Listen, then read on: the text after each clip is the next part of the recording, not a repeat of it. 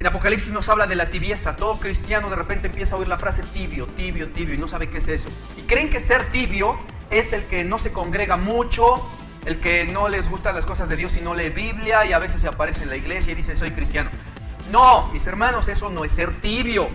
Eso es ser un inconverso. Alguien que detesta a Dios, que no le ama, que lo tiene por poca cosa. Ese nunca nació de nuevo. No es ser tibio eso. Tibio es... Hoy vamos a hablar sobre qué debo de hacer ahora que soy recién convertido a Cristo, ahora que soy recién nacido de nuevo. ¿Qué sigue? Esta prédica tiene por título ¿cómo debe ser ahora mi vida entonces si ya soy nacido de nuevo en verdad? ¿Qué debo esperar? ¿Qué debo de hacer? ¿Cómo conducirme? ¿Cómo es la vida del cristiano? Porque la persona se entrega a Cristo y a veces no sabe qué hacer. Se están preguntando qué sigue, qué hacer, se están preguntando a dónde ir. No saben cómo debe ser su vida ahora según la Biblia. Entonces vamos a ver cómo debe de ser la vida de un cristiano una vez que ya se convirtió a Cristo. Pero vamos a ver cómo debe de ser esa vida del nuevo cristiano que ya recién llegó a Cristo, pero lo vamos a ver en cuanto a dos aspectos. El primero es en cuanto a lo que Dios nos pide a nosotros como nuevos cristianos, hijos suyos. Y el segundo aspecto será en cuanto a lo que Dios nos ofrece a nosotros y nos da. Y en esta primera prédica vamos a ver solamente en cuanto al primer aspecto. Cómo debe de ser mi vida en Cristo en cuanto a lo que Dios me ordena y me pide hacer. ¿Qué debo yo hacer? ¿Cómo portarme? ¿Cómo conservo mi salvación? ¿Cómo me mantengo en el amor de Cristo? ¿Qué me pide y debo de hacer a fuerza? ¿Y qué es eso que Dios ordena a todo hijo suyo desde que recién llega a Cristo y en lo sucesivo en adelante para toda su vida cristiana? Bueno, esquematicemos. Dios ordena, número 1, congregarse. Es una orden de Dios. Número 2, santificarse. Vivir santamente. Número 3, trabajar para Dios y para su reino, dándole con esto frutos dignos de arrepentimiento y de amor a Él. Trabajar para Él. Y número 4, tener espiritualidad. Vivir espiritualmente y no carnalmente, obedeciendo todos sus mandamientos. Eso es lo que Dios pide para todo recién nacido de nuevo y que ahora empieza una vida en Cristo. Vamos a ver uno por uno cada uno de esos puntos. Número 1, congregarse. Muchos dirán en este punto, ay, bueno, pues eso es obvio. Pues no, mis hermanos, no es tan obvio en algunas circunstancias. Para ustedes quizás es obvio, pero hay muchas personas que no tienen la menor idea de lo que es el cristianismo. Y cuando llegan a Cristo, no saben ni siquiera que hay que congregarse. U otros casos donde sí saben que hay que congregarse, pero no saben dónde. Y terminan, por ejemplo, metiéndose en iglesias católicas, creyendo que eso es cristianismo y congregación. Y algunos te los encuentras después y te dicen, ya me estoy congregando, mi hermano, estoy yendo con los testigos de Jehová. Imagínense, qué grande error. O te dicen, ya estoy yendo ahí a tal iglesia adventista. O cosas así, mis hermanos. Entonces, no es tan obvio para algunos que hay que congregarse, ni en dónde congregarse. No sé si recuerden que les testifiqué que hace algunos días estuve compartiéndole a un musulmán. Bueno, para la gloria de Dios podemos decir que ahora ya es ex musulmán, pero en ese entonces era musulmán y le estábamos compartiendo por WhatsApp, porque él estaba ahí en Siria, por allá, y estaba escuchando las prédicas de sana doctrina, el evangelio que compartimos por las redes sociales, y se interesó y escribió, quiso que le habláramos de ese tal Jesús del que predicábamos. Y le predicamos, y después de un tiempo él gloriosamente se entregó al Señor Jesús y testificó por WhatsApp que ya era de Cristo, que él amaba a Jesucristo y que él era ahora un hijo de Dios y que ahora iba a seguir la doctrina y a empezar a congregarse y todo.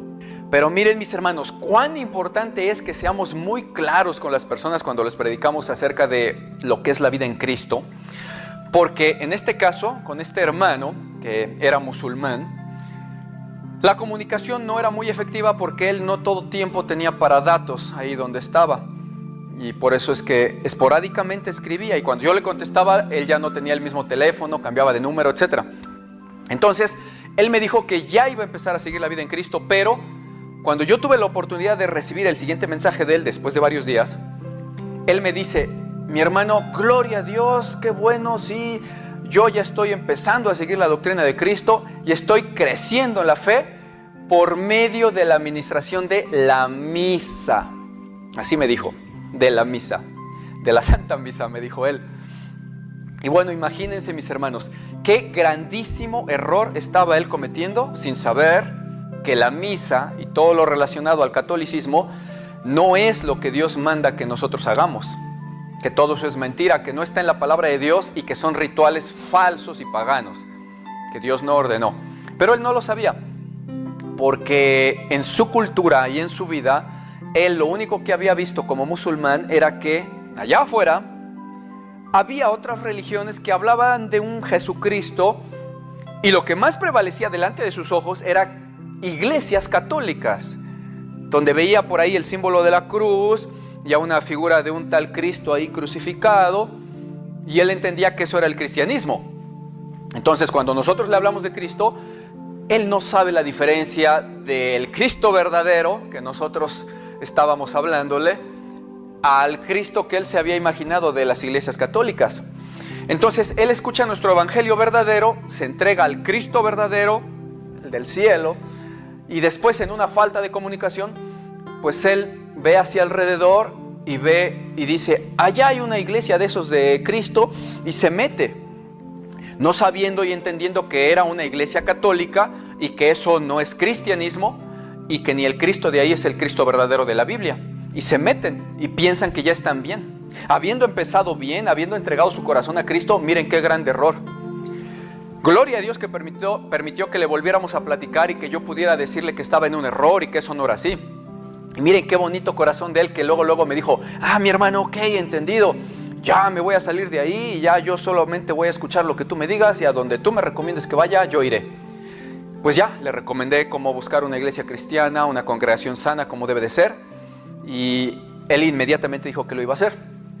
Pero vean entonces que no es tan obvio para algunos eso de congregarnos y en dónde congregarnos, porque no todos tienen el mismo conocimiento previo que nosotros tuvimos. Quizás porque nosotros fuimos católicos y al menos ya habíamos oído hablar de Cristo y de las iglesias cristianas evangélicas que había allá afuera. No todos tienen ese conocimiento, entonces no es tan obvio. Y sí es importante que hablemos de cómo y dónde congregarse. Entendamos entonces, mis hermanos, que cuando decimos congregarse, no estamos hablando de que un cristiano nacido de nuevo se va a ir a congregar con los testigos de Jehová, porque ellos no son cristianos, ellos son una secta que ha torcido todo el evangelio.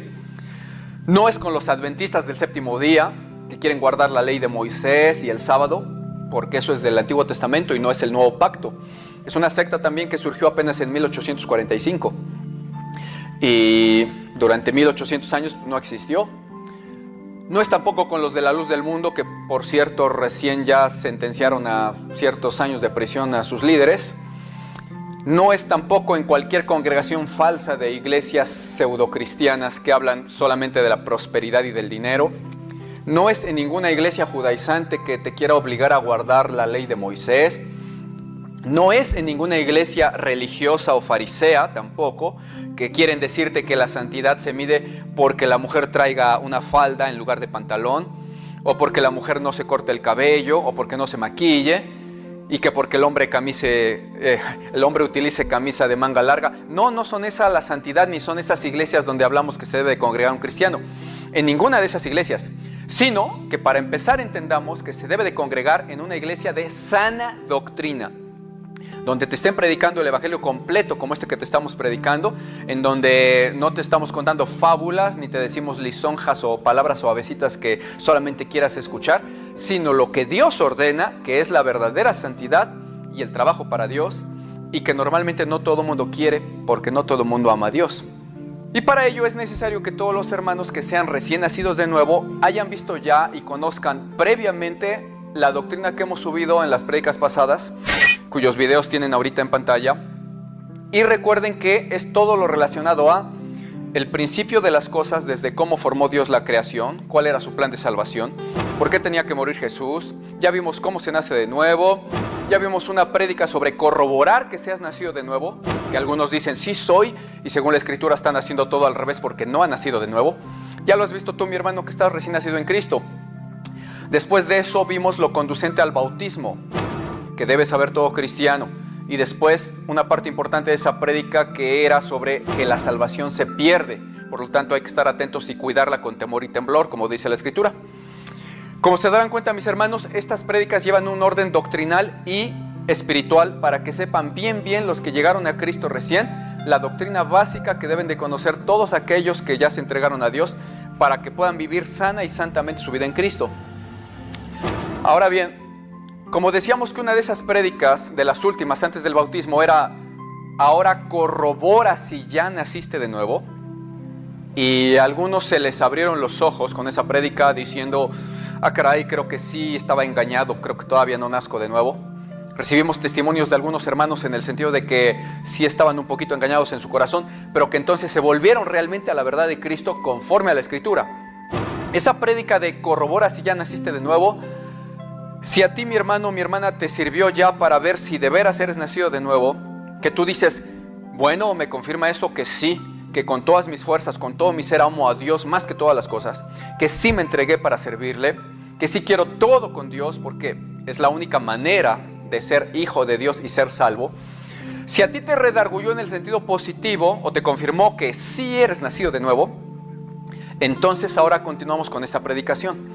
Si ya me has entendido con los videos que has visto de sana doctrina sobre el verdadero evangelio de Jesucristo, entonces supongo que tú eres uno de los que les gusta realmente servir a Dios, que lo ama de verdad y que quiere la verdad sin adulterar del evangelio que te estamos predicando. En esas iglesias, como esta, de sana doctrina, es de donde hablamos que te debes de congregar. Y si ahora ya entendimos de qué congregarse y en qué congregaciones estamos hablando, ahora sí podemos entrar de lleno con este punto número 1 del que Dios nos pide a nosotros, como cristianos nacidos de nuevo, que debemos empezar a hacer. Este punto número 1 entonces es congregarse, porque es una orden de Dios. Como lo dijo ahí en Hebreos 10:25, no dejen de congregarse como algunos tienen por costumbre. Este es el punto número 1, congregarse físicamente. Y esto es algo que por obviedad cualquier cristiano verdaderamente nacido de nuevo debe de tener en su corazón querer hacer, aunque ni siquiera lo haya visto en la Biblia como un mandato. Por obviedad, si es que tiene Espíritu Santo de Dios. Por obviedad, si es que ama a Dios. Cuanto más si aparte de por obviedad lo ve como una orden de Dios aquí en la santa palabra de Él. Y muchos dicen, pero hermano, ¿qué no Dios está en todos lados? Yo me puedo congregar en mi casa, ¿no? Ahí puedo adorar a Dios. Bueno, sí, Dios está en todos lados, pero para que entiendan mejor esto que voy a explicar ahorita, les recomiendo que vean una serie de 4 videos que ya subimos en donde tratamos, número 1, qué es realmente una congregación bíblica y qué se puede hacer en ella según la Biblia. 2, si es pecado acaso o no el dejar de congregarse o el de plano nunca estarse congregando. Número 3, si el congregarse solamente en línea es válido delante de Dios, sí o no, bajo qué circunstancias y si ya se estaría cumpliendo ahí en ese caso con el mandato de Hebreos 10:25. Y número 4, si es permitido cambiarse de congregación o si es un pecado.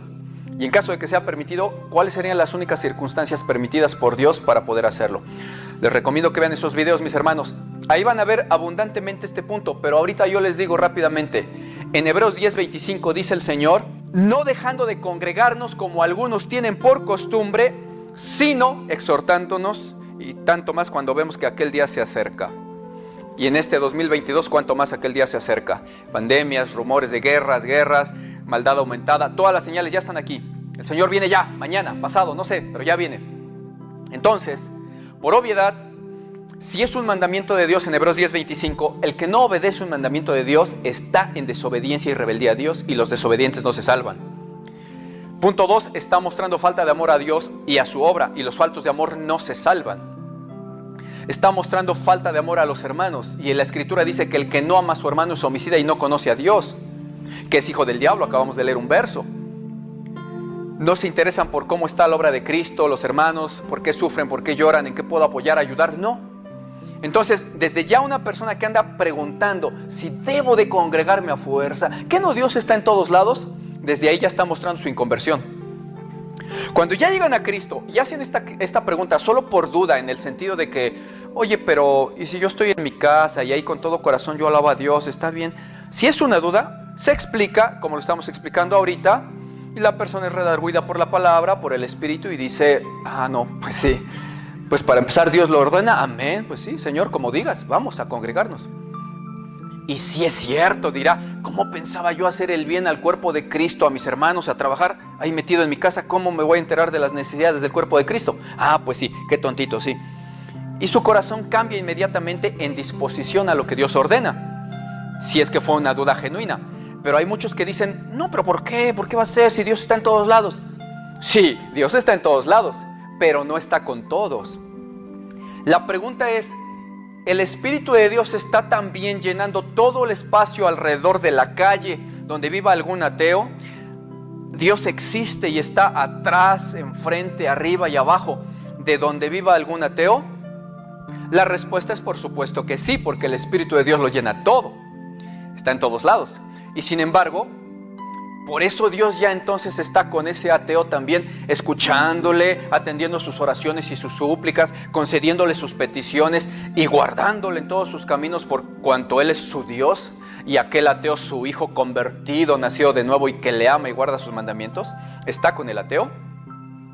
No.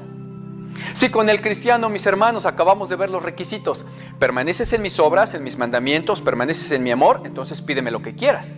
Pero si no, entonces dice, al siervo inútil yo lo desecho, no atiendo sus oraciones. 1000 cosas que dice Dios para con el cristiano que no vive la santidad de Dios, cuanto menos con un ateo. Entonces, sí, Dios está en todos lados, pero te dio una orden si es que eres hijo de Dios. Te me congregas. No quiero, hijo rebelde y desobediente al fuego eterno.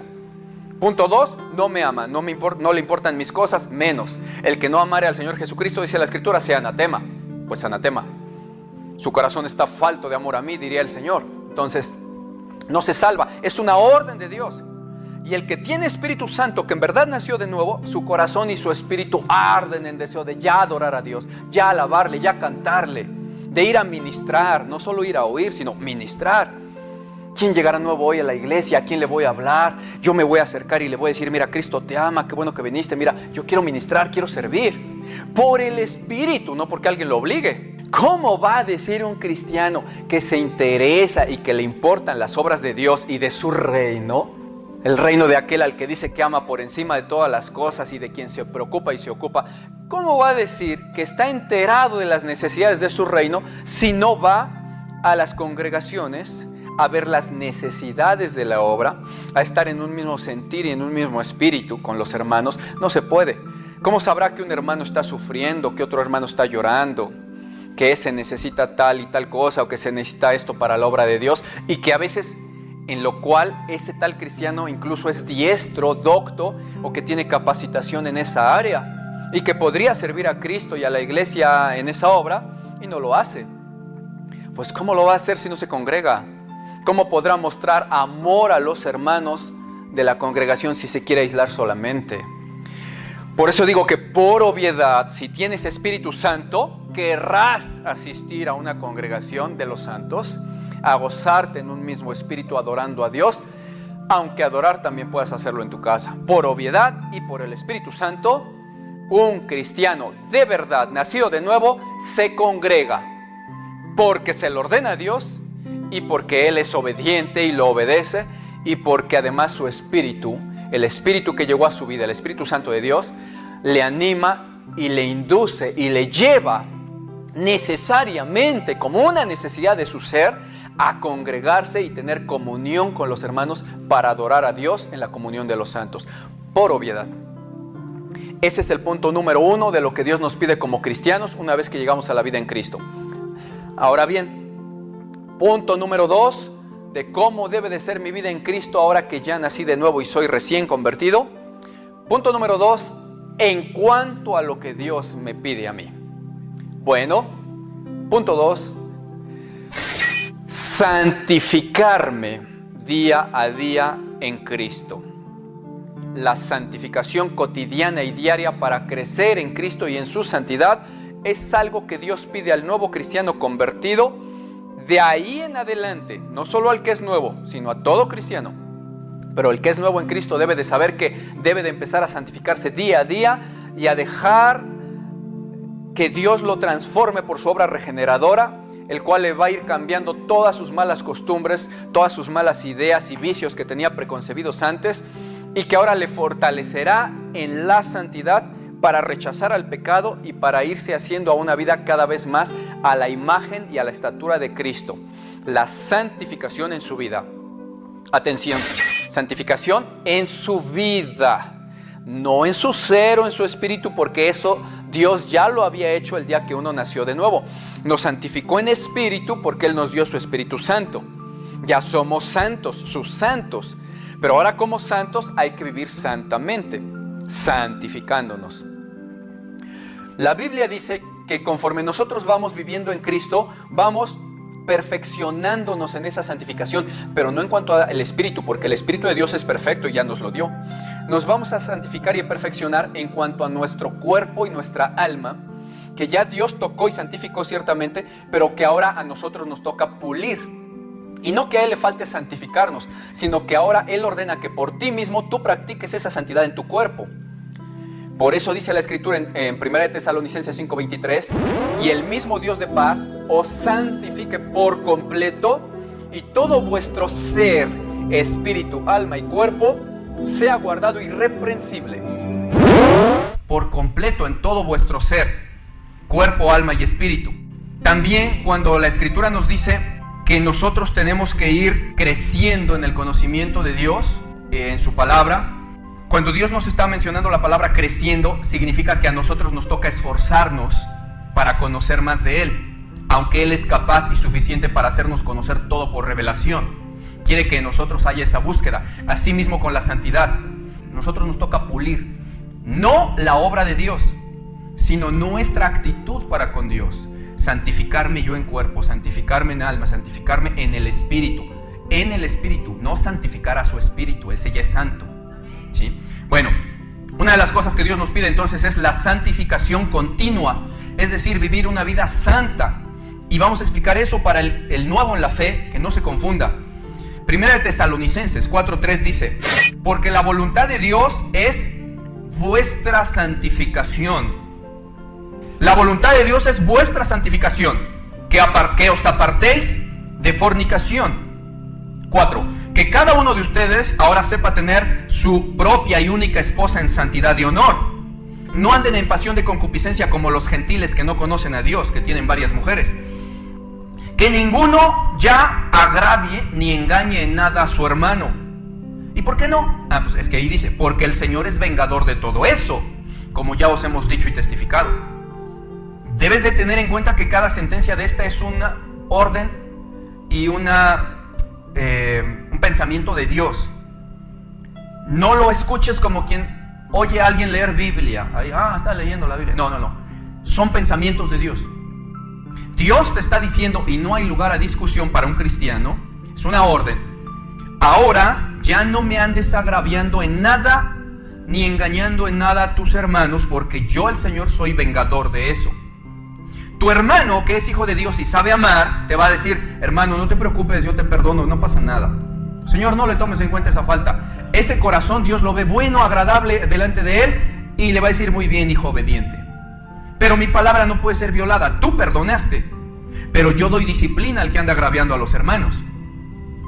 Quizás no a la primera vez, Dios te va viendo tu corazón, pero si eres de los que les gusta engañar y agraviar a los hermanos, cuidado, porque te las ves con Dios. Dios es vengador de todo eso, aunque el hermano te perdone, como de hecho te perdona. Ahora, estas son sentencias de Dios para la vida de un cristiano. Vuestra santificación. Pasamos al verso 7. Dice, porque no nos llamó Dios a inmundicia, sino a santificación. Así que, el que desecha esto que os digo, no está desechando a un hombre, sino a Dios, que también es el que nos dio su Espíritu Santo. Por eso digo, no lo oigas como quien oye a alguien leer Biblia, sino como que Dios te está hablando y diciendo, hey, esto lo digo yo. No lo dice el hombre que está hablando, lo digo yo. No lo deseches, porque soy vengador de esas cosas. Te llamé a santidad, a santificación y obediencia. Debes de ser hijo obediente. Ya no vas a andar como andabas antes. Ya te limpié, ni te dije, a ver, cuéntame más y veo si te perdono. Te perdoné al instante que caíste humillado delante de mí, arrepentido y arrepentida. No te pedí nada, ninguna obra. Te dije, te perdono. No me acuerdo más de tus pecados, así dice la Escritura. No me acuerdo más, no, ni me hables ya, te perdono. Pero Señor, ¿quién te está preguntando? Te perdono.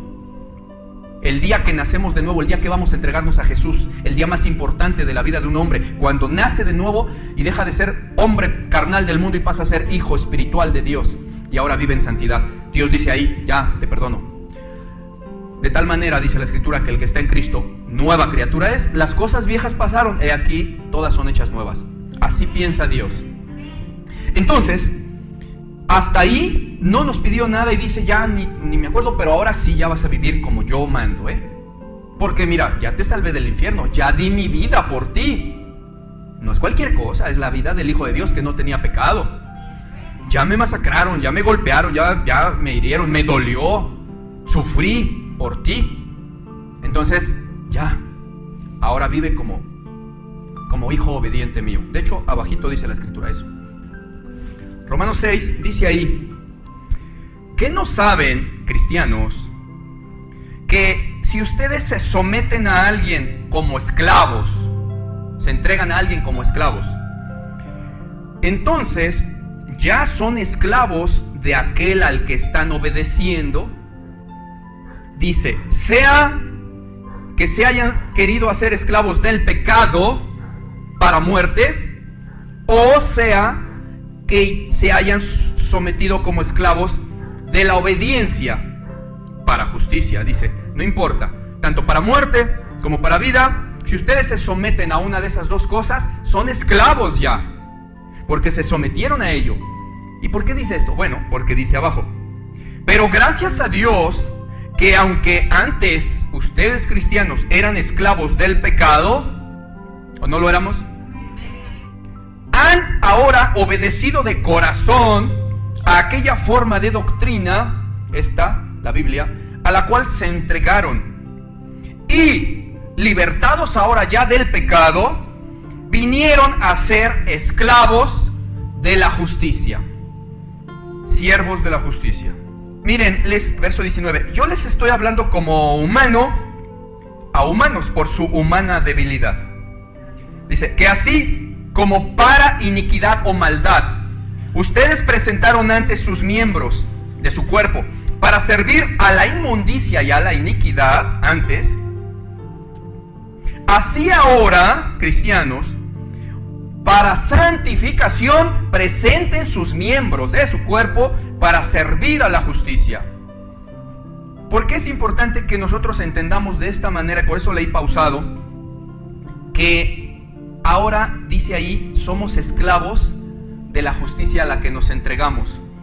¿Por qué? Porque mucho cristiano, tanto recién nacido de nuevo, recién llegado a Cristo, como muchos que ya tienen tiempo en el Evangelio, viven como les pega la gana, no entendiendo que ya no se pertenecen, que no se pueden dar permiso así solitos de hacer lo que quieran.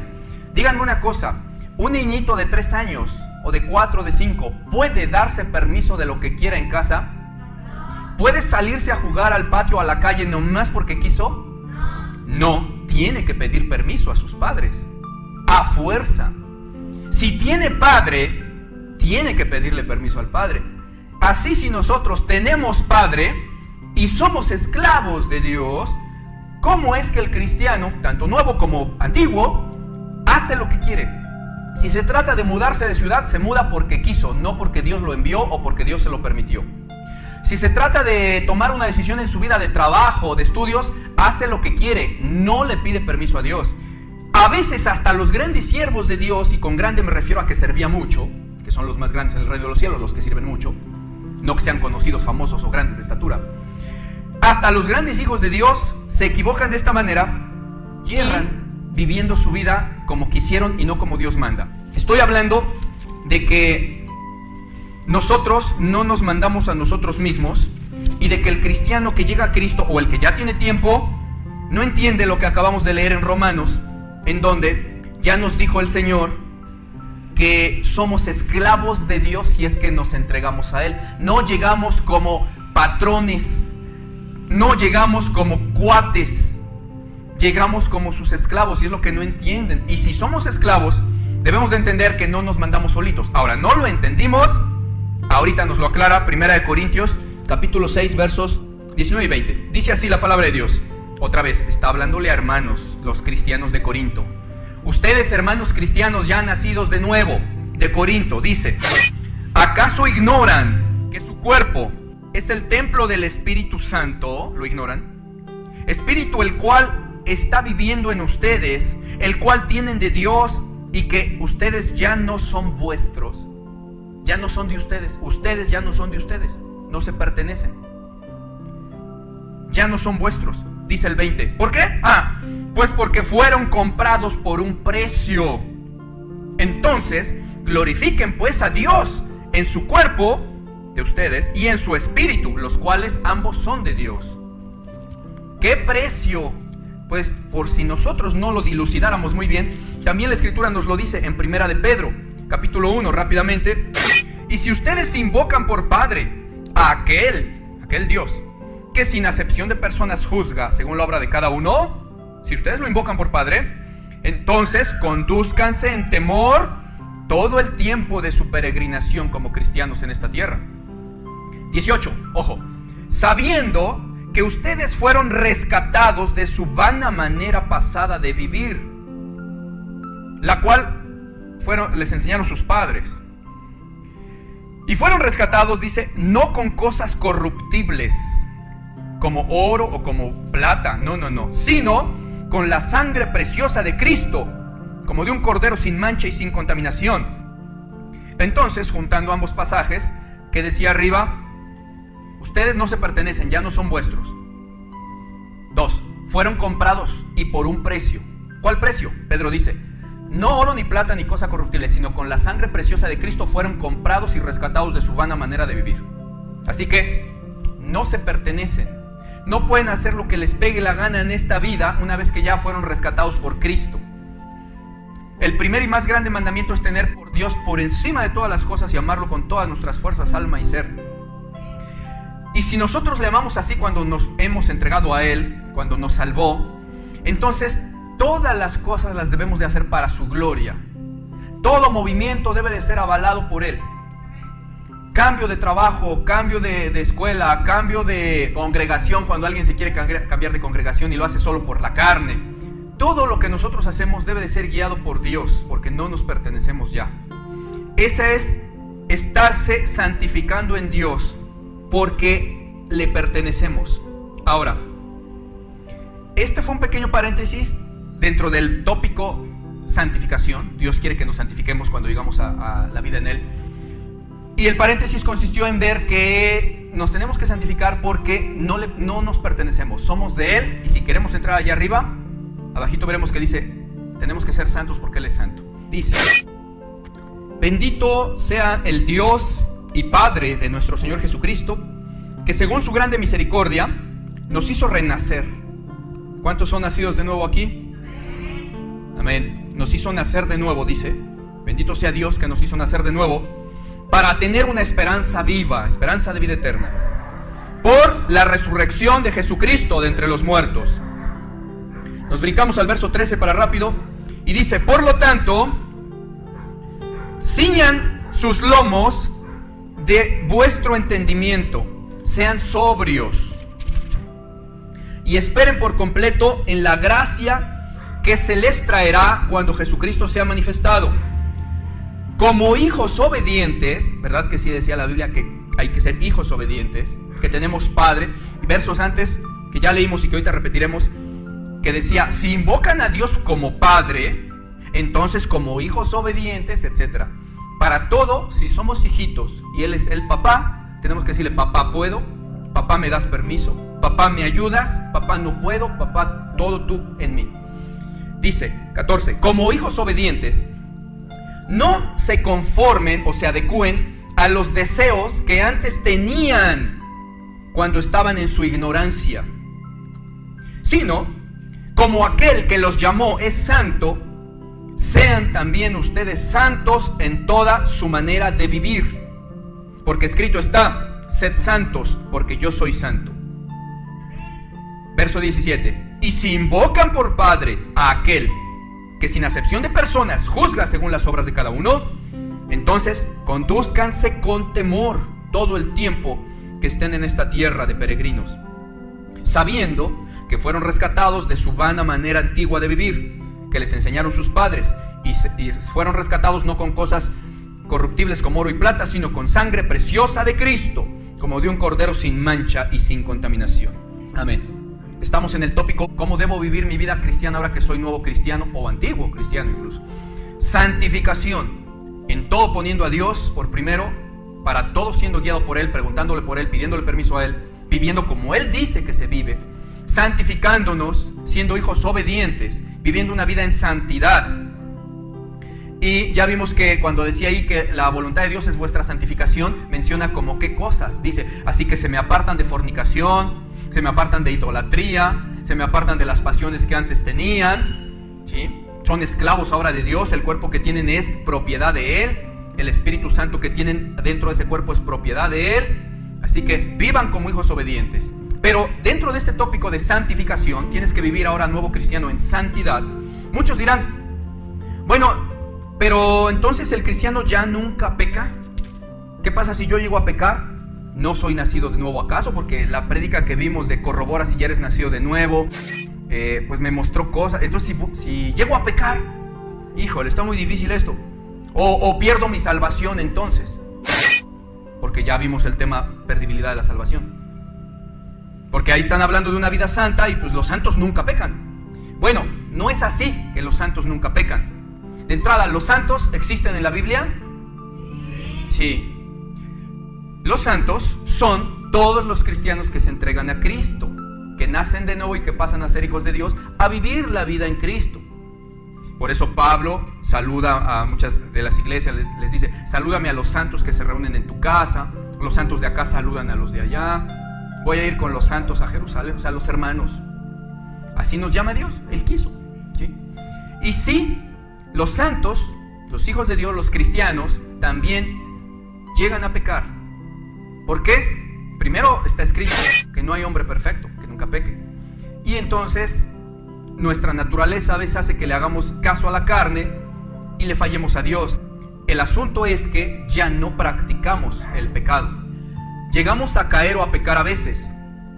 Pero ahora es diferente porque ahora ya vamos huyéndole al pecado. Ya no queremos pecar porque ya tenemos Espíritu Santo, ya hay algo que nos detiene. Y antes no, antes queríamos más y más pecado y nos gustaba y le buscábamos más pecado. Entonces en nuestra huida, corriendo, huyendo del pecado, pues luego no nos fijamos y azotamos. Pero nos levantamos, nos duele fallarle a Dios y continuamos. Entonces escrito está, por ejemplo, en 1 Juan 3:9, todo aquel que es nacido de Dios no practica el pecado. Atención con la palabra practica. Porque una cosa es practicar y otra cosa es hacer un día. Yo puedo jugar fútbol alguna ocasión que fui de día de campo. Y si me preguntan, ¿has jugado fútbol? Diré sí. Pero si me dicen, ¿practicas el fútbol? Yo diré no. Porque practicar es algo constante. Entonces, 1 Juan 3:9 dice, todo aquel que es nacido de Dios, que ya se entregó a Cristo, que ya fue salvado y recibió Espíritu Santo, nació de nuevo, no practica ya el pecado. Porque la semilla de Dios, Espíritu Santo, permanece en él y ya no puede pecar. Atención, cuando dice ya no puede pecar se refiere a practicar el pecado, porque lo acaba de decir, no practica el pecado, y abajo lo vuelve a corroborar. Y ya no puede practicar el pecado porque es nacido de Dios, así de sencillo, porque es nacido de Dios. Y en esto se diferencian los hijos de Dios y los hijos del diablo. Todo aquel que no anda en la justicia y que no ama a su hermano, no es de Dios.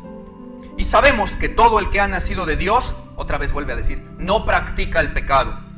porque aquel que fue engendrado por Dios, o sea Jesucristo, le guarda y el maligno ya no le vence. Y luego, este mismo apóstol Juan que escribe la primera carta de Juan, el mismo que está diciendo que nosotros ya no practicamos el pecado, es el mismo que unos pasajes antes nos dice que tampoco digamos que nunca pecamos. Dice primera de Juan 1:8, si decimos que no tenemos pecado, nos engañamos a nosotros mismos y la verdad no está en nosotros. 9, pero si confesamos nuestros pecados, ¿confesamos a quién? ¿A un hombre, sacerdote? No, a Dios. Si le confesamos a Dios nuestros pecados, Él es fiel y justo para perdonarnos nuestros pecados y Él nos limpia de toda maldad. Verso 10, pero si decimos que no pecamos, le hacemos a Dios mentiroso y su palabra entonces no está en nosotros. ¿Por qué le hacemos a Dios mentiroso si decimos, no, yo no peco? Pues porque, por ejemplo, está escrito en Eclesiastés 7:20, no hay hombre justo en la tierra que haga el bien siempre y que nunca peque. No existe. El único hombre así fue Jesucristo, el Hijo de Dios. Nunca pecó y solo hizo el bien. El Hijo de Dios es el único digno por eso. Y Romanos también le haríamos mentiroso porque en Romanos 3:23 dice, por cuanto todos los hombres pecaron, por eso todos están destituidos de la gloria de Dios. Por eso todos necesitábamos un Salvador, Mesías Jesús, que se diera su vida en pago por la nuestra, porque todos pecamos. Entonces, la Biblia está diciendo, no practica el pecado ya el cristiano. No, pero a veces llega a caer, así que no diga que nunca peca. Y entonces, en primera de Juan, el mismo apóstol, capítulo 2, verso 1, nos da como el resumen de esto que acabo de decir. Hijitos míos, miren, todas estas cosas yo les escribo para que ustedes ya no pequen. Pero si alguno hubiere pecado acaso alguna vez, abogado tenemos para con el Padre, a Jesucristo el justo. Él es la paga por nuestros pecados. Entonces, en resumen, ¿cómo debo de vivir mi vida cristiana ahora que soy nacido de nuevo? 1. Santificándote día a día. No practicando el pecado ya, apartándote de toda mentira, de toda idolatría, de toda fornicación, de todo fraude, de toda palabra ociosa o grosera. La Escritura dice de toda palabra ociosa o grosera que el hombre diga en esta tierra, de ella va a dar cuentas en el día del juicio. Por eso un cristiano ya no dice groserías. Si naciste de nuevo, el Espíritu de Dios te redarguye y ya no puedes simplemente voltearte y decirle groserías al que te acaba de ofender. No se puede. Quizás tu carne quiere, pero ya no se puede. ¿Por qué? Porque tienes Espíritu de Dios. Esa es la forma en que ahora vas a vivir la vida en Cristo, santificándote día a día. Y si acaso llegas a pecar, te va a doler, te vas a entristecer, pero abogado tienes en Cristo, dice ahí en primera de Juan, capítulo 2, verso 1. Bien, pues ese es el número 2. Ahora, punto número 3 de cómo debo vivir ahora mi vida en Cristo en cuanto a lo que Él me pide a mí. Punto número 3, trabajar para la obra de Dios, dándole con esto entonces frutos dignos de arrepentimiento y de amor a su santo nombre. Muchos preguntan, ¿qué son los frutos? Ahí lo dice la misma palabra. Fruto es ofrendas a Dios de trabajo, de amor, de esfuerzo, de santificación. Todo eso es fruto. La persona que se está santificando para apartarse del pecado está dando fruto en cuanto a apartarse del pecado. La persona que está empezando a leer mucha Biblia y tiene pasión por la Biblia está dando fruto delante de Dios para conocer su evangelio, etc. Y también el trabajo en los ministerios, trabajar para la obra, todo eso en conjunto son frutos delante de Dios. Dice Hechos 26:20, yo les anuncié primeramente el evangelio a los que estaban en Damasco y en Jerusalén y por toda la tierra de Judea y también a los gentiles, y les dije que se arrepintieran y se convirtieran de sus malos caminos hacia Dios, se convirtieran a Dios, haciendo obras dignas de arrepentimiento. Por ahí muchos dicen, la salvación es por gracia y no por obras. Sí, así es.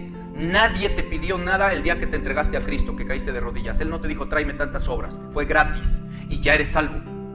Pero después la Biblia dice que tus frutos deben demostrar arrepentimiento, o que tu arrepentimiento se debe demostrar con tus, ¿qué dice ahí? Obras dignas de arrepentimiento. Ya no es para salvarte, Es para vivir tu vida en Cristo, que se muestre que amas a Dios. Yo me pregunto desde los que refutan y dicen, pero ¿por qué tenemos que darle frutos a Dios que no es por gracia? Desde ahí están mostrando su falta de amor a Dios. Desde ahí están diciendo, ¿yo por qué tengo que hacer cosas? No, pues porque te vale Dios, no te importa, así de fácil. Yo si viera o no viera en la Biblia que hay que darle frutos a Dios, el Espíritu me lo demanda. Porque si me enamoré de Jesús, pues tengo que hacer cosas para mostrarle mi amor, aunque no me las pida, nomás por puritito amor. Pero el que no ama a Dios se está preguntando, ¿y por qué? Y ustedes se quieren ganar el amor de Dios porque quieren hacer obras. No, simplemente lo amamos y punto. Tú porque no lo amas. Por eso estás refutando todo lo que se trate de trabajar para Dios. Comezón te da, ¿no? Pero el que ama a Dios, por naturaleza, sabe que tiene que trabajar para la obra. Sabe que si está solamente sentado, escuchando siempre, pues entonces es un oidor y no un hacedor de la palabra. Frutos dignos de arrepentimiento, dice la Escritura. Juan 15:1 dice, dijo el Señor Jesucristo con su boca, yo soy la vid verdadera. Mi Padre es el labrador, pero yo soy la vid. Y todo pámpano que estando en mí no me da fruto, mi Padre lo quitará. Ojo con esta frase, dice todo pámpano que estando en mí, que en mí. No dice todo pámpano de allá afuera de la calle. Todo pámpano que en mí no da fruto, mi Padre lo quitará. Y todo aquel que lleva fruto, lo limpiará para que lleve más fruto. 15:5. Yo soy la vid, ustedes son los pámpanos. El que permanece en mí y yo en él, este lleva mucho fruto, porque separados de mí nada pueden hacer. Verso 6, atención con esto. El que en mí, estando en mí, no permanece en mí. Una cosa es llegar y otra es permanecer. Tú puedes llegar a la cima de a la punta de un árbol, dices ya llegué y ¡pum! Te caes en ese momento. Sí llegaste, pero no permaneciste. Pero si ahí te quedas, estás permaneciendo. Por eso dice aquí, todo aquel que estando ya en mí, ahora no permanece en mí, será echado fuera como pámpano y se secará. Y los recogen y los echan en el fuego y arden. Pero si ya estaba en mí, sí, es que la salvación se pierde. Vean el tema previo de la salvación se pierde. Ya estando en mí, dice. Pero dice el verso 7, pero si permanecen en mí y mis palabras estas permanecen en ustedes, entonces pídanme lo que quieran y yo se los doy. Si permanecen en mí. Estas son promesas. También es parte de lo que un nuevo cristiano, un nuevo creyente debe de saber. No solo es que Dios nos pide cosas, porque sí nos pide cosas, y es la parte 1. Primero, tú vas a hacer esto y entonces yo te daré lo otro. Siempre hay una condición. Siempre te dice, si tú permaneces, entonces esto. Si tú me amas, entonces yo esto. Siempre. Pero hoy vamos a ver, por lógica, la parte 1 de la promesa. Si tú, eso es lo que estamos viendo. Si tú te santificas, si tú trabajas y das fruto, si tú, etcétera, entonces en la prédica que sigue veremos también las promesas. Un cristiano debe de saber que aparte de que tenemos que hacer esto por amor a Dios, en el hacer eso por amor, sin esperar nada, vienen las recompensas grandes, maravillosas, cosas sobrenaturales que un cristiano nuevo, recién nacido, o uno anciano viejo debe de saber y debe de vivir, porque tenemos un Dios vivo que hace cosas, promete y hace cosas. Verso 9. Como el Padre me ha amado, así también yo los he amado. Permanezcan en mi amor, dice. Verso 10. Si ustedes guardan mis mandamientos, ahora que ya son míos, del Señor, entonces permanecerán en mi amor. Así como yo guardo los mandamientos de mi Padre y permanezco en su amor, permanezcan en mi amor. Verso 16. No me eligieron ustedes a mí, yo los elegí a ustedes, pero los elegí para que vayan y den fruto, y su fruto permanezca, para que todo lo que entonces le pidan al Padre en mi nombre, yo os lo dé. Pero denme fruto. Mateo 25:30 dice, y al siervo inútil, siervo del Señor. Hace un rato vimos que decía, ustedes ya son siervos de Dios, esclavos de Dios. No está hablándole a los del mundo, sino a los siervos de Dios. ¿El ateo es siervo de Dios? ¿El satánico? No. El que es nacido de nuevo en Cristo, ese es siervo de Dios. que ya no se pertenece, que fue comprado por Cristo, es esclavo de Cristo y siervo de Cristo. Bueno, pues al siervo inútil, échenle las tinieblas de afuera. Allí será lloro y crujir de dientes. Siervos inútiles. En Apocalipsis nos habla de la tibieza. Todo cristiano de repente empieza a oír la frase tibio, tibio, tibio y no sabe qué es eso. Y aún los que llevan ya tiempo, pasan años y no saben qué es ser tibio. Y creen que ser tibio es el que no se congrega mucho, el que no les gustan las cosas de Dios y no lee Biblia y a veces se aparece en la iglesia y dice soy cristiano. No, mis hermanos, eso no es ser tibio. Eso es ser un inconverso. Alguien que detesta a Dios, que no le ama, que lo tiene por poca cosa. Ese nunca nació de nuevo. No es ser tibio eso. Tibio es el que no trabaja para Dios. Punto.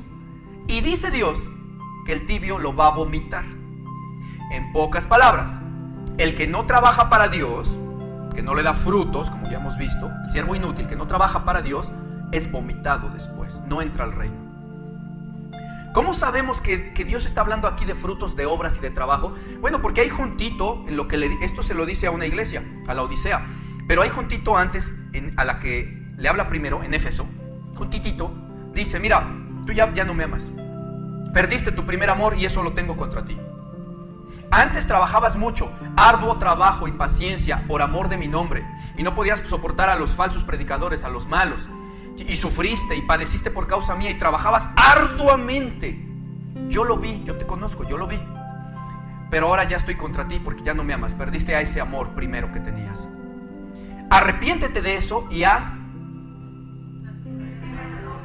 las primeras obras que hacías al principio, porque si no, yo vendré pronto a ti y no sabrás ni a qué hora vengo sobre ti. ¿De qué lo manda a arrepentirse? Y que le dice que eso es perder el amor que tenía Dios. ¿De qué? De ya no hacer las obras de trabajo que hacía al principio. Ahora que alguien me diga que Dios no pide que le des obras de trabajo por amor de su nombre. No dice para salvación. Dice, trabajabas mucho por amor de mi nombre. Y lo que te reclamo no es que ya no te ganas tu salvación. No, eso no te reclamo, porque no es por obras. Te reclamo que ya no me amas. Perdiste tu primer amor. Ese es el problema. El que no amare al Señor Jesucristo sea maldito, sea anatema, dice la Escritura. Por eso estoy contra ti, Éfeso. Arrepiéntete. Resumimos que entonces dar frutos a Dios, y es lo que Dios pide a todo cristiano, consiste en estar trabajando, ayudando, sirviendo a Cristo, teniendo amor a la obra, haciendo crecer la obra, con nuestro trabajo, con nuestros ministerios y servicio a Dios en la iglesia, haciendo crecer la obra, con nuestras ofrendas y con nuestros bienes, como escrito está, honra a Dios con tus bienes, para que la obra crezca. Con todo, entregar todo para Dios, para mostrarle que efectivamente estamos agradecidos y le amamos por habernos salvado, y que así perseveramos en el amor a su nombre. Hago un pequeño resumen o aclaración aquí. Puede haber alguien que esté cumpliendo este punto. No, yo me estoy santificando, ya me aparté del pecado. Mira, ni en mi mente aparece nada pecaminoso ni nada malo. Ok, qué padrísimo, qué buena onda, qué bien. ¿Y en qué la giras tú? ¿Qué haces o qué? No, pues yo aquí en mi casa todo el tiempo, hermano. Todo el tiempo. Que mira, es más, si yo me encierro en mi cuarto no peco. No veo a la gente, no veo ganas de robarme algo, no codicio a la mujer de mi prójimo. Así no pienso mal. Todo el tiempo estoy pidiendo por ellos, orando. Bueno, aparentemente suena bien, pero resulta que no está dando frutos, no está trabajando para la obra, no está yendo a hacer, porque la Biblia dice, porque Dios ha puesto en vosotros, por su Espíritu, el querer como el hacer. Entonces, no es nada más santificarse y apartarse de todo pecado, lo cual es por default y a fuerza que un cristiano nacido de nuevo se aparta del pecado del mundo, a fuerza. Ya hecho eso y siguiéndolo haciendo en su vida, tiene que estar dando frutos al mismo tiempo de santificarse. No son aparte o uno u otro, ¿cuál me conviene más? No, junto. Santificarse, dar fruto. Y finalmente, el punto 4 de cómo debe de ser mi vida en Cristo ahora que soy recién convertido y nacido de nuevo. Bueno, punto 4, ser espiritual.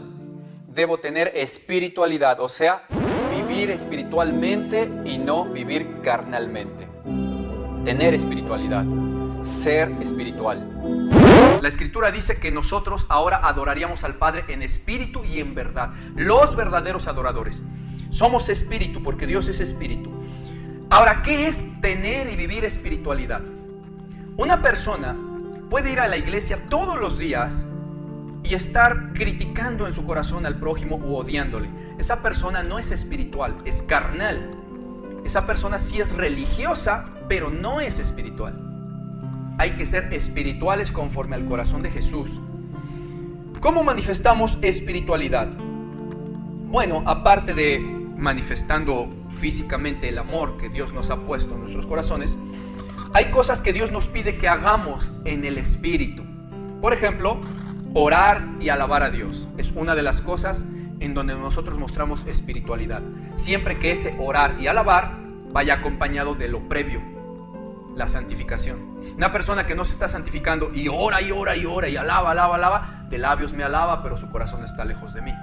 O Dios le dice, hipócrita. ¿Sí? Tú enseñas a otros, enséñate a ti mismo. No es nada más aparentar una cierta espiritualidad y no estar santificándose de a de veras, apartándose del pecado y dando frutos. Si estas dos se están haciendo, entonces orar y alabar a Dios es una acción sí espiritual y no religiosa. Es una comunión con Dios verdadera, íntima, sincera. Dice Efesios 6:18, ustedes deben de estar orando en todo tiempo, con toda oración y súplica en el Espíritu Santo, y estar velando en ello con toda perseverancia y súplica por todos los santos. Mateo 26:41 dijo el Señor Jesús, ustedes tienen que velar y orar para que no caigan en tentación. Porque miren, dice, el espíritu a la verdad quiere y está dispuesto, pero su carne es débil. Oren para que no caigan en tentación. Es importante orar. Cuando no oramos, literalmente, el ser se debilita en cuanto a Dios, en cuanto a la justicia y la verdad y la santidad. Y empieza a pecar la persona. Por default. Deja de orar, empieza a pecar. ¿Por qué? Porque Jesús lo dijo. Empieza a caer en tentación. Pero cuando estás en la llenura del Espíritu orando, el pecado te hace los mandados. Por eso es importante que no solo que oremos una vez, sino estar perseverando en ello. También dentro de la espiritualidad, otro puntito, leyendo la Biblia. ¿Por qué? Es orden de Dios. ¿Y nada más? No, en teoría es tu necesidad. En teoría amas a Dios y a esa palabra. Necesitas saber de Dios, en teoría, si es que en verdad el Espíritu de Dios vive en vosotros. Dice Juan 5:39, dice Dios, ordena, escudriñen las Escrituras. Porque a ustedes les parece que en ellas está la vida eterna, pues sí, pero ellas son las que dan testimonio de mí y ustedes no quieren venir a mí por medio de las Escrituras. Escudriñen las Escrituras, es una orden. Quien no lo hace está en pecado delante de Dios. Y no es la única parte. En 1 Pedro 3:15 dice, ustedes tienen que santificar a Dios el Señor en sus corazones, estando, fíjense, ustedes glorifican a Dios, santifican a Dios, si están siempre preparados para saber dar defensa del Evangelio con mucha mansedumbre y reverencia, cuando alguien les pregunte sobre su fe y la razón de la esperanza que tienen ustedes. Glorifican a Dios y están preparados para saber defender el Evangelio. Orden de Dios, estar preparado en el Evangelio. Y toda persona que ama a Dios tiene necesidad de ello. Nadie se lo tiene que estar diciendo y obligando, no, porque lo necesita. Ama esto, le parece precioso, hermoso, sorprendente, se queda embelesado, pregunta, se pone a orar, esto no lo entendió Dios, y cuando lo entiende dice, wow, qué grande es tu palabra, tus misterios, tus maravillas, quiero más, quiero más. El que ama a Dios, ama su palabra, y no son dichos míos, son dichos del Señor Jesús. Entonces, leyendo la Biblia dentro de esto de espiritualidad, orando, alabando, leyendo la Biblia, pero sobre todo, andando en amor. No se puede mostrar espiritualidad por leer solamente Biblia y ya, o por orar y ya, por hacer un trabajo en la iglesia y ya. No. Si no mostramos y vivimos en amor, no estamos bien delante de Dios, aunque tengamos todo lo previo en teoría cumplido. Dice 2 de Juan 1:6, y esto es el amor, que andemos según sus mandamientos. Ah, ok. ¿Y cuál es el mandamiento? Dice ahí, pues este es el mandamiento, que anden en amor. 1 de Corintios 13:1, muchas Biblias tienen titulitos con negritas, que no es palabra de Dios, pero que bueno, se los ponen los editores. Y ahí dice en el titulito, la preeminencia del amor. O sea, que es por encima de todo. Eso es preeminente. La preeminencia del amor. Y empieza a decir, miren, hermanos, si yo hablara lenguas humanas y angélicas, o sea, tuviera dones del Espíritu, pero yo no tengo amor, nada soy. Vengo a ser como un metal que suena ahí, como el címbalo de la batería, que retiñe. Y si yo tuviera el don de profecía y el de ciencia, que entendiera los misterios, y tuviera toda la fe, de tal manera que le dijera a los montes, cámbiense de lugar, y se cambiaran, pero yo no tengo amor, nada soy. ¿Quién lo dice? Dios. Está en la Biblia, lo dice Dios. Entonces puede que sea cierto y puede que no. No, ¿verdad? Es verdad. ¿Por qué? Porque lo dice Dios, punto. Y Dios no miente. Tienes todo lo que quieras, pero no tienes amor, no eres nada. Pártate. Dios quiere amor ante todo. Y el amor se muestra obedeciendo sus mandamientos primeramente. Verso 3. Y si yo repartiera todos mis bienes para dar de comer a los pobres y entregara mi cuerpo para ser quemado, pero no tengo amor, de nada me sirve. Este versículo confunde a algunos. Dicen, ¿cómo se puede dar todo el dinero a los pobres y no tener amor? Sí se puede. Si tú le preguntas a un filántropo ateo, él da todos sus bienes de repente para la foto y para ser alguien, pero no tiene amor, no lo hace por amor. De tal manera que por eso dice Dios, en 1 Juan 4:7, amados, amémonos unos a otros, porque el amor es de Dios. Todo aquel que ama es nacido de Dios y conoce a Dios. El que no ama, atención con esta frase, con esta cierro, el que no ama no ha conocido a Dios, porque Dios es amor. Mucho cristiano que está en iglesia, que tiene tiempo y que ama al que le ama, eso no es amar. El Señor Jesús dijo, ¿eso qué recompensa? Eso lo hacen hasta los pecadores. Ustedes deben de amar a los que les hacen daño, a sus enemigos, hacerles el bien ustedes, orar por ellos y hacerles el bien, para que sean hijos del Dios viviente que está en los cielos, y si no, no. El que no ama no ha conocido a Dios. Cristianos en iglesias que están bien amando, entre comillas, a los hermanos mientras todos se llevan bien, pero cuando alguno le agravia, ya le tienen rencor, ya se quieren ir a la iglesia, ya no están a gusto. ¿Por qué? Porque no buscaban a Dios, buscaban a papachos de todo mundo, y ellos no amar a los que están así, a los que agravian, a los que hacen mal. ¿Dónde está el amor? Nada es el tal. ¿Será cristiano de 50 años de congregarse? No es nada delante de Dios, ni conoce a Dios. Atención, yo con esto sé quién es nacido de nuevo y quién no. Cuando llegan personas que dicen, y es que todavía tengo rencores contra mi padre, mi madre, y tengo 20 años congregándome, les digo, tienes que nacer de nuevo. ¿Pero por qué usted no sabe nada de mi vida? Sí sé. Y sé con autoridad que no has nacido de nuevo, porque no lo digo yo, lo dice Dios. Tú no amas. Dice aquí, no conoces a Dios. Y Dios no se equivoca, si Él lo dijo es verdad, porque Dios es amor, y porque yo sé, por experiencia propia, que antes no sabía amar, pero cuando llegó el Espíritu de Dios a mi vida, ahora sé amar. ¿Por qué? Porque es Dios en mí, Dios en ti, Dios en el de allá, haciendo la obra de amor. El Espíritu Santo que se nos metió es un espíritu de amor. ¿No sabrá hacer su trabajo de amor? Claro que sí. Por eso sé, y por la palabra, que el que no ama no ha conocido a Dios, porque Dios es, dice la Escritura, Dios es amor. Ya dijimos, el que no ama nunca ha conocido a Dios. Pero es cristiano, nunca ha conocido a Dios, porque Dios es amor, no ha nacido de nuevo, es cristiano de nombre nada más. No es hijo de Dios, no tiene Espíritu Santo, porque el Espíritu Santo de Dios es amor. Y esto calaría a muchos que oigan esto, dirán, no, bueno, ok, que Dios te redarguya. Pero también estamos hablando para los cristianos recién nacidos de nuevo, o algunos ancianos que tienen que confirmar que sí nacieron de nuevo, porque sí están amando a Dios, porque sí están amando a su prójimo, porque de corazón sincero quieren servir a Dios en todo lo que se pueda. Están buscando su palabra, la sana doctrina, no están rechazando la palabra dura como es, que parte como espada de dos filos, no, sino que dicen, amén, yo quiero servir a Dios. Ese está amando a Dios. Y ahí, al contrario del verso de 1 Juan, aquí dice, pero si alguno ama a Dios, es conocido por Él. Si tú estás amando a Dios de esta manera, Dios te conoce. Dios va a estar pendiente de ti, te va a hacer crecer en su palabra, te va a hacer crecer aún más en amor, te va a dar sus dones del Espíritu Santo y sus promesas de las que hablaremos de aquí 8 días. Y te va a hacer, como dice la Escritura, un santo hijo de Dios, obediente y santificado en todo, en cuerpo, alma y espíritu, pero porque tú estás disponiendo tu corazón a que Él haga la obra. Dios espera que tú quieras, pero si tú sí estás queriendo, Dios va a hacer una obra increíble en tu vida y después en lo que te rodea, en tus familiares, en tus conocidos, tus hijos, tus padres, tus hermanos que no se han convertido. El Señor Jesús dijo: si tú obedeces mi palabra, también obedecerán la vuestra.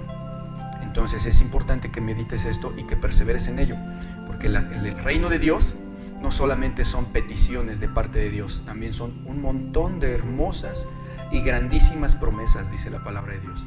Cosas increíbles que no estábamos acostumbrados a ver, cosas sobrenaturales que Dios da a los que le aman. Así está escrito. Cosas que ojo no vio antes, ni que oído escuchó antes, que no se había imaginado un corazón de hombre. Esas cosas grandiosas son las que Dios ha preparado para los que le aman, como tú y como yo.